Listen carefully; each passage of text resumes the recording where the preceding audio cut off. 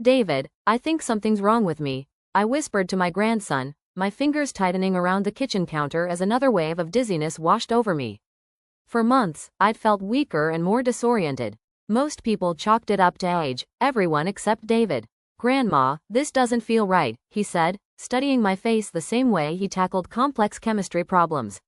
What happened after that shifted everything I thought I knew about my own life. The very person I believed cared for me most had been deceiving me for months. Someone I trusted completely was hiding something so unsettling, so deliberate, that when the truth surfaced, it upended my world. I heard you last night, David told me one afternoon, his voice trembling, when you thought I couldn't hear you. The pills I took every morning, the carefully prepared meals, the reassuring voice telling me everything would be okay. None of it was what it seemed. This is the account of how my grandson uncovered a secret hidden in plain sight. How someone claiming to love me had a plan I never could have imagined. And how sometimes, the most harmful people are the ones who tuck you in at night. But to understand, you need to know how it all began, because trouble doesn't announce itself with teeth and claws. It often arrives disguised as devotion. Before we continue, take a moment to share where you're watching from and follow our Still Got It, True Stories channel. We're building a community of inspiring women who prove the best chapters in life can happen at any age. Now, back to the story. My name is Helen Johnson, and for 40 years, I served as principal at Lincoln Elementary School in Brookfield, Illinois. I could manage upset parents, budget emergencies, and 300 children without breaking a sweat. At 71, I still balanced my checkbook, drove everywhere, and kept a garden that made my neighbors jealous. Then, one Tuesday morning in March, everything changed. I was sipping coffee and reading the newspaper when the words began to blur. My left arm felt heavy, like it was filled with sand. When I tried to stand, my legs wouldn't obey. Carol found me 20 minutes later, slumped in my kitchen chair, confused but conscious. Mom, can you hear me? What day is it? I knew it was Tuesday, but the word wouldn't form. Carol called emergency services, and the paramedics arrived quickly. The hospital kept me for 3 days, running tests. You've had what we call a transient ischemic attack, a mild stroke, Dr. Carter explained. The good news is there's no permanent damage, and your cognitive function is intact. But Carol wasn't convinced I should live alone anymore. Mom, what if this happens again and no one's here? I worry about you constantly, she said during the drive home. Carol, my only child, 45, with kind eyes and a gentle voice, had always been the heart of my world. She'd been struggling since her recent divorce, working part-time at a dental office and living in a small apartment. The doctor said it was minor, I reminded her. I just need an aspirin each day and to monitor my blood pressure. I'd feel better if someone stayed with you, just for a few weeks. Her concern wore me down. All right, but only temporarily. Carol moved in that weekend with 2 suitcases and a grateful smile. She set up in my spare room and began what she called organizing for safety. My pill bottles, which I'd managed perfectly well for years, were suddenly a concern. She bought a labeled pill organizer and took over sorting my medications. Within a week, she'd assumed control of my mornings, making my coffee, handling the mail, moving my checkbook to a safe place. She even convinced me to sign papers giving her temporary power of attorney for medical decisions. By the end of the first month, Carol controlled my medications, meals, appointments, and finances. Looking back, I see how easily I gave away my independence, one piece at a time. Then things worsened. I woke up exhausted, no matter how much I slept. My hands trembled, and small tasks left me breathless. My appetite disappeared. Food tasted metallic, and Carol's soups, always seasoned with healing spices, were bitter and unappetizing. My memory began to falter. I'd forget conversations, lose words mid-sentence, write duplicate checks. Carol insisted it was part of recovery and suggested increasing my medication. By the 3rd month, I rarely left my bedroom. Carol brought me pills 4 times a day, explaining they were adjusted for the doctor's advice. I stopped questioning her. Everything she said seemed reasonable. I thought I was simply an elderly woman recovering slowly from a stroke. What I didn't know was that Carol had been quietly harming me for months. Every gentle word, every loving act, was part of a calculated plan to take everything I had. I was fading, and I thought it was just age. David, my only grandson, was the bright spot in my dimming world. At 22, tall and lanky like his late grandfather, he had the same curious mind and stubborn kindness. He was studying chemistry at the University of Illinois and had visited me every Sunday since he was 8. Carol never seemed thrilled when he came. Mom needs her rest, she'd tell him. But David wouldn't be turned away. I'll just sit quietly with Grandma, he'd insist. One Sunday in late August, David found me barely able to keep my eyes open. I sat in my recliner while Carol bustled in the kitchen with my afternoon medications. Grandma, you look awful, he said softly. Are you feeling worse? Just tired. The medication makes me sleepy. What kind of medication? He asked. For the stroke. Blood pressure pills, mostly. Carol manages them now, I said, gesturing toward the kitchen. Can I see them? He asked. Before I could answer, Carol appeared. David, your grandmother doesn't need to worry about complicated medical details. That's why I'm here. I'm just curious, David replied. I've been studying pharmacology this semester. The prescriptions are between your grandmother and her doctor, Carol said firmly. She really needs to rest now. Maybe you can visit her another time when she's feeling stronger, Carol said. There was something in her voice that must have made David wary, because instead of leaving, he sat back down and started asking questions. Grandma, when was the last time you saw Dr. Miller? He asked. I tried to remember, but the weeks blurred together. Carol is doing all the visits now. Probably last month. What did he say about your recovery? I'm not sure. Carol was there, she can tell you. David looked at his mother in a way I'd never seen him before. It wasn't exactly a challenge, but it was close. Mom, maybe Grandma should get her own opinion on her condition. Shouldn't she be involved in her own care?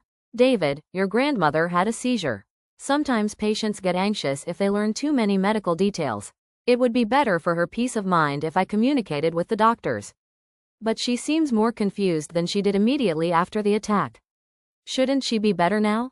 Carol's jaw tightened slightly. Recovery is different for everyone. Sometimes there are setbacks before improvement sets in.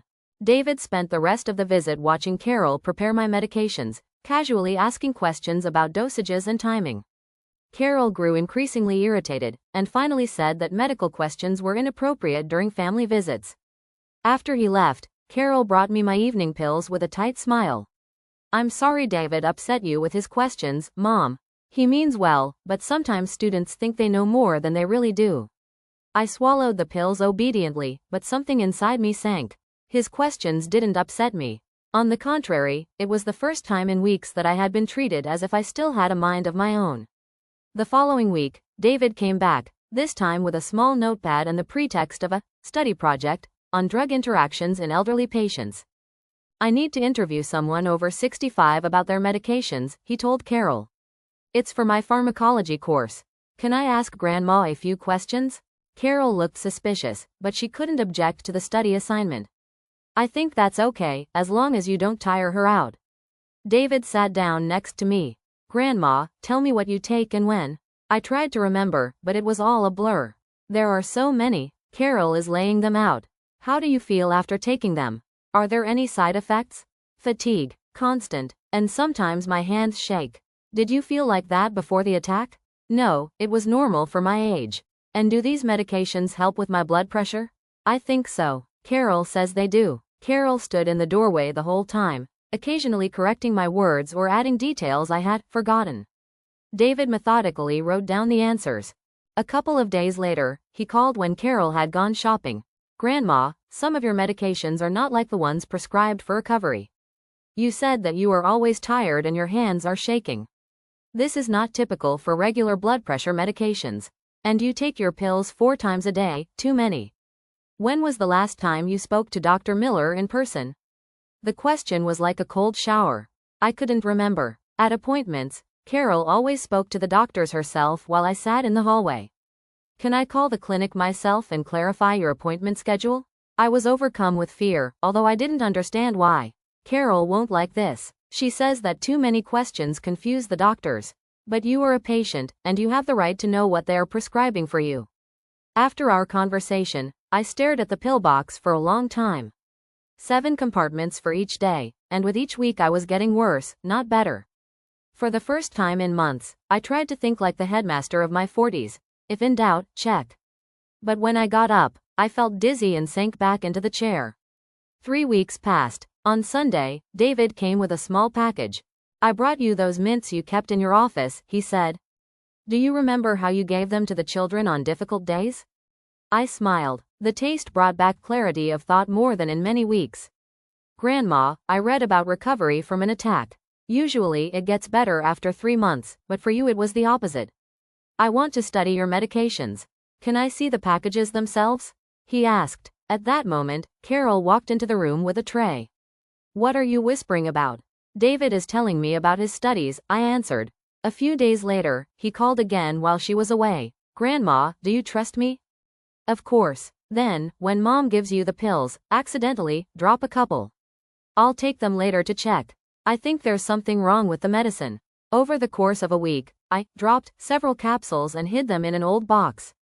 On Sunday, I gave them to David. "I'll give them to the lab," he whispered he did. A couple of days later he called again. "Grandma, sit down. Your pills contain 3 different strong sedatives and a muscle relaxant, which is not prescribed for recovery at all. In these doses, they could have killed you. Did Dr. Miller even prescribe this? That's what we need to find out. But first, I'll make safe capsules similar to your pills and replace them. You'll start feeling better, and Mom won't suspect a thing." On Saturday, while Carol was at a conference, David came and found a container in her closet with a bunch of bottles without my name and with someone else's. He replaced all my pills with harmless ones. It all took less than 10 minutes, but it felt like an hour. "Now we wait," said David. "You should feel better in a few days, and Mary won't understand why her plan isn't working anymore." On Monday, something amazing happened. For the first time in months, I woke up feeling truly rested, not as if I was on medication. My head was clear, as if the fog was slowly clearing. When Mary brought me my morning pills, I took them obediently, without telling her that they were now harmless starch capsules. She seemed pleased with my improved appetite at breakfast, not even suspecting that for the first time in a long time, food seemed tasty to me because I was no longer being poisoned. Over the next week, I became more and more alert and energetic. My hands stopped shaking, my appetite returned, and most importantly, my thoughts became clear again. But already on Wednesday, Mary noticed the changes. "You seem more energetic today, Mom," she said, watching me walk into the kitchen without my usual sway. Maybe the meds need adjusting again? I had to be careful. Too much improvement could arouse suspicion. So I feigned a slight distraction and complained of fatigue from time to time, although overall I felt much better. By Friday, Mary was clearly worried. I overheard her conversation on the phone. "She's not responding as she should. The meds aren't working anymore." The following Sunday, David came in looking determined. "How are you feeling, Grandma?" "Better than I have in months." "Your plan worked." "Okay, but Mary is starting to get suspicious, right?" "I think so. I heard her say yesterday that the meds aren't working as well as they used to." "We need to move faster," he frowned. "Did she manage to leave the laptop unattended?" "She usually uses it in the kitchen after dinner." "Why would you?" "I think we can find evidence and figure out where she gets it from." That night, during dinner, Mary went out into the hallway to answer a call. "I need more of the same medicine." "Yes, like before." "No, we're not going to the doctor, it'll ruin everything." David, noticing her laptop on the kitchen counter, quickly sat down at it. What we saw made me go cold. The browser had search queries. "How long does it take for sedatives to work in the elderly? Laws of inheritance, signs of natural death." In the documents, there was a file called Mom's Deactivation Plan, with detailed entries. Week 1. Established control over medication, low doses. Week 6. Doses increased. Week 12. Muscle relaxant added. Financial transfers in progress. Week 16. Complete addiction. Documents signed. Week 18. Effectiveness is declining, stronger medication may be needed. David took a picture of the screen. He also found Mary's correspondence on social media with a certain Jack Morris, a pharmacist who supplied her with over-the-counter medication. The messages included personal phrases and discussions of dosages. "We managed to save everything before she returned." "Everything okay?" David asked when Mary returned. "Yeah, I just made an appointment with a doctor," she lied. The next evening, David called. I followed her. She met a man at Westbrook Pharmacy and received a package from him. "There are photos." "What now?" I asked. "The police. We have everything." The laptop, the correspondence, photos of the transaction, analysis of the pills. A couple of days later, the police came with a warrant. Mary was arrested right in the yard. During the interrogation, she tried to warn Jack, but he was detained in advance.